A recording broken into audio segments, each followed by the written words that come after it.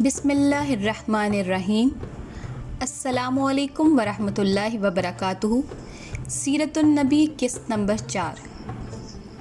حضرت آمنہ نے حضرت حلیمہ سعدیہ سے فرمایا تھا، میرے اس بچے کی شان نرالی ہے، یہ میرے پیٹ میں تھے تو مجھے کوئی بوجھ اور تھکن محسوس نہ ہوئی۔ حضرت عیسیٰ علیہ السلام وہ آخری پیغمبر ہیں جنہوں نے آپ صلی اللہ علیہ وآلہ وسلم کی آمد کی خوشخبری سنائی ہے۔ اس بشارت کا ذکر قرآن میں بھی ہے۔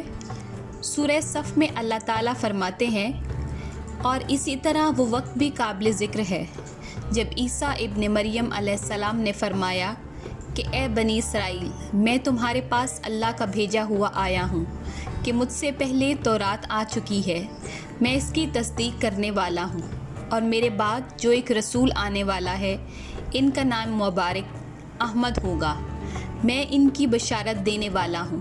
اب چونکہ حضرت عیسیٰ علیہ السلام یہ بشارت سنا چکے تھے، اس لیے ہر دور کے لوگ آپ صلی اللہ علیہ وآلہ وسلم کی آمد کا بے چینی سے انتظار کر رہے تھے۔ ادھر آپ کی پیدائش سے پہلے ہی حضرت عبداللہ انتقال کر گئے۔ سابقہ کتب میں آپ کی نبوت کا ایک علامت یہ بھی بتائی گئی ہے کہ آپ کے والد کا انتقال آپ کی ولادت سے پہلے ہو جائے گا۔ سابقہ کتب میں آپ کی نبوت کی ایک علامت یہ بھی بتائی گئی کہ آپ کے والد کا انتقال آپ کی ولادت سے پہلے ہو جائے گا۔ حضرت عبداللہ ایک تجارتی قافلے کے ساتھ تجارت کے لیے گئے تھے، اسی دوران بیمار ہو گئے اور کمزور ہو کر واپس لوٹے۔ قافلہ مدینہ منورہ سے گزرا تو حضرت عبداللہ اپنے ننیال یعنی بنو نجار کے ہاں ٹھہرے۔ ان کی والدہ بنو نجار سے تھیں، ایک ماہ تک بیمار رہے اور انتقال کر گئے۔ انہیں یہیں دفن کر دیا گیا۔ تجارتی قافلہ جب حضرت عبداللہ کے بغیر مکہ مکرمہ پہنچا اور عبد المطلب کو پتہ چلا کہ ان کے بیٹے عبداللہ بیمار ہو گئے ہیں اور مدینہ منورہ میں اپنی ننیال میں ہیں، تو انہیں لانے کے لیے عبد المطلب نے اپنے بیٹے زبیر کو بھیجا۔ جب یہ وہاں پہنچے تو عبداللہ کا انتقال ہو چکا تھا۔ مطلب یہ کہ آپ صلی اللہ علیہ وآلہ وسلم اس دنیا میں اپنے والد کی وفات کے چند ماہ بعد تشریف لائے۔ ماہ نبوت طلوع ہوا۔ حضرت ابن عباس رضی اللہ تعالی عنہ کہتے ہیں، حضور نبی کریم صلی اللہ علیہ وآلہ وسلم اس دنیا میں تشریف لائے تو آپ صلی اللہ علیہ وآلہ وسلم کی انول نال کٹی ہوئی تھی۔ انول نال کو بچے پیدا ہونے کے بعد دائیاں کاٹتی ہیں۔ آپ صلی اللہ علیہ وآلہ وسلم ختنہ شدہ پیدا ہوئے۔ عبد المطلب یہ دیکھ کر بے حد حیران ہوئے اور خوش بھی۔ وہ کہا کرتے تھے، میرا بیٹا نرالی شان کا ہوگا۔ آپ صلی اللہ علیہ وآلہ وسلم کی پیدائش سے پہلے مکہ کے لوگ خشک سالی اور قحط کا شکار تھے، لیکن جو ہی آپ صلی اللہ علیہ وآلہ وسلم کی دنیا میں تشریف لانے کا وقت قریب آیا، بارشیں شروع ہو گئیں، خشک سالی دور ہو گئی، درخت ہرے بھرے ہو گئے اور پھلوں سے لد گئے، زمین پر سبزہ ہی سبزہ نظر آنے لگا۔ پیدائش کے وقت آپ اپنے ہاتھوں پر جھکے ہوئے تھے، سر آسمان کی طرف تھا۔ ایک روایت کے الفاظ یہ ہیں کہ گھٹنوں کے بل جھکے ہوئے تھے، مطلب یہ کہ سجدے کی سی حالت میں تھے۔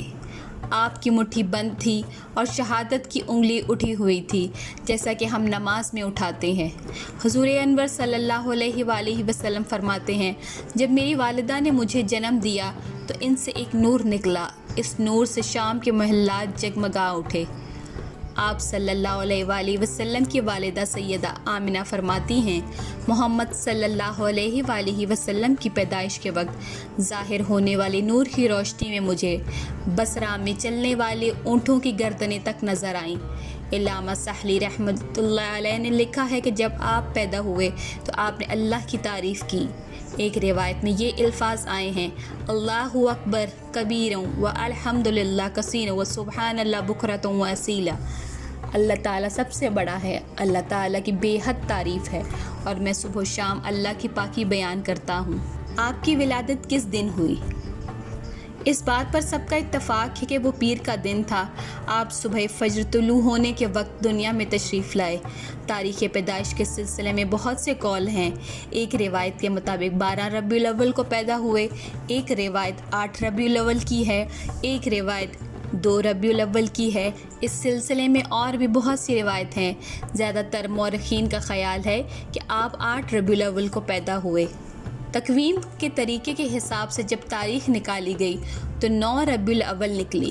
مطلب یہ کہ اس بارے میں بالکل صحیح بات کسی کو معلوم نہیں۔ اس پر سب کا اتفاق ہے کہ مہینہ ربیع الاول کا تھا اور دن پیر کا۔ یہ بھی کہا جاتا ہے کہ آپ کو پیر کے دن ہی نبوت ملی۔ پیر کے روز ہی آپ نے مدینہ منورہ کی طرف ہجرت فرمائی اور پیر کے روز ہی آپ صلی اللہ علیہ وآلہ وسلم کی وفات ہوئی۔ آپ عام الفیل میں پیدا ہوئے، یعنی ہاتھیوں والے سال میں۔ اس سال کو ہاتھیوں والا سال اس لیے کہا جاتا ہے کہ ابراہ نے ہاتھیوں کے ساتھ مکہ مکرمہ پر چڑھائی کی تھی۔